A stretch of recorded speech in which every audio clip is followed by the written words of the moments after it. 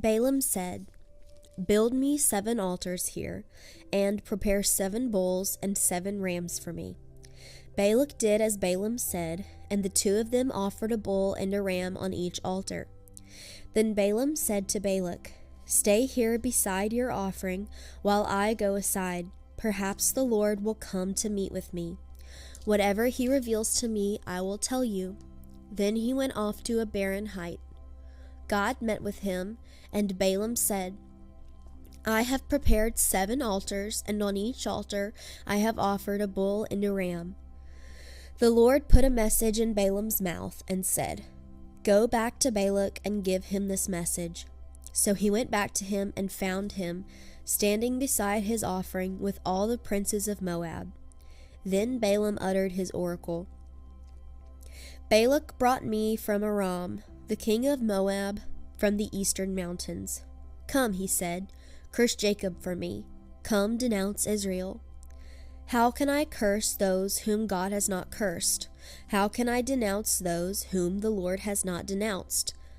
From the rocky peaks I see them, from the heights I view them.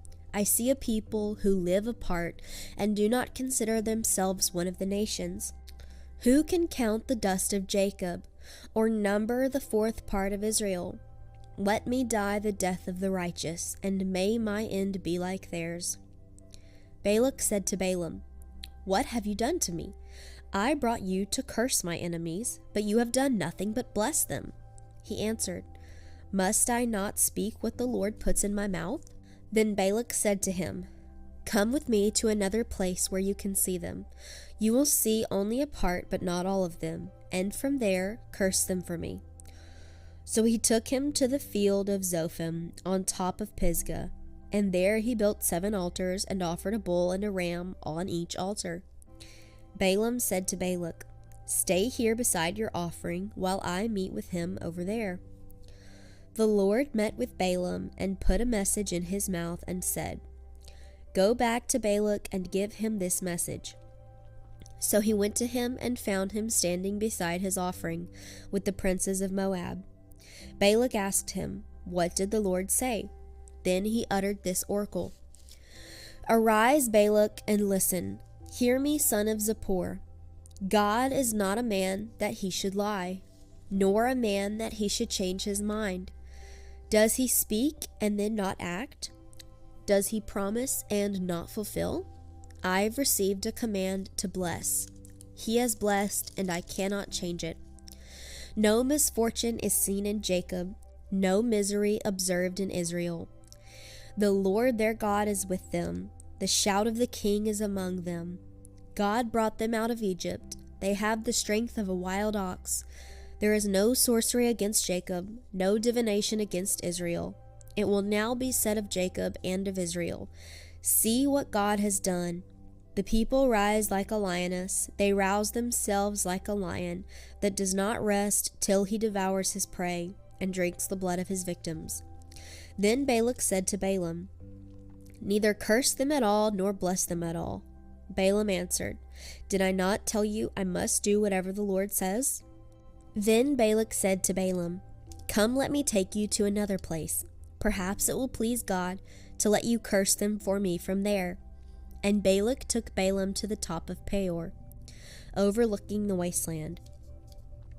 Balaam said, "Build me 7 altars here, and prepare 7 bulls and 7 rams for me." Balak did as Balaam had said, and offered a bull and a ram on each altar. Now when Balaam saw that it pleased the Lord to bless Israel, he did not resort to sorcery as at other times, but turned his face toward the desert. When Balaam looked out and saw Israel encamped tribe by tribe, the Spirit of God came upon him, and he uttered this oracle. The oracle of Balaam, son of Beor, the oracle of one whose eyes see clearly, the oracle of one who hears the words of the Lord, who sees a vision from the Almighty, who falls prostrate and whose eyes are opened. How beautiful are your tents, O Jacob, your dwelling places, O Israel. Like valleys they spread out, like gardens beside a river, like aloes planted by the Lord, like cedars beside the waters. Water will flow from their buckets, their seed will have abundant water. Their king will be greater than Agag, their kingdom will be exalted. God brought them out of Egypt, they have the strength of a wild ox. They devour hostile nations and break their bones in pieces. With arrows they pierce them. Like a lion they crouch and lie down, like a lioness, who dares to rouse them? May those who bless you be blessed, and those who curse you be cursed. Then Balak's anger burned against Balaam. He struck his hands together and said to him, I summoned you to curse my enemies, but you have blessed them these 3 times. Now leave at once and go home. I said I would reward you handsomely, but the Lord has kept you from being rewarded. Balaam answered Balak, Did I not tell the messengers you sent me? Even if Balak gave me his palace filled with silver and gold, I could not do anything of my own accord, good or bad, to go beyond the command of the Lord, and I must say only what the Lord says. Now I am going back to my people, but come, let me warn you of what this people will do to your people in days to come. Then he uttered this oracle. The oracle of Balaam, son of Beor, the oracle of one whose eyes see clearly, the oracle of one who hears the words of God, who has knowledge from the Most High, who sees a vision from the Almighty, who falls prostrate and whose eyes are opened. I see him, but not now. I behold him, but not near. A star will come out of Jacob, a scepter will rise out of Israel. He will crush the foreheads of Moab, the skulls of all the sons of Sheth. Edom will be conquered, Seir his enemy will be conquered, but Israel will grow strong. A ruler will come out of Jacob and destroy the survivors of the city. Then Balaam saw Amalek and uttered this oracle. Amalek was first among the nations, but he will come to ruin at last. Then he saw the Kenites and uttered this oracle. Your dwelling place is secure, your nest is set in a rock, yet you Kenites will be destroyed when Asher takes you captive. Then he uttered this oracle. Ah, who can live when God does this? Ships will come from the shores of Kittim.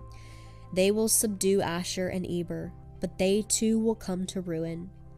Then Balaam got up and returned home, and Balak went on his own way.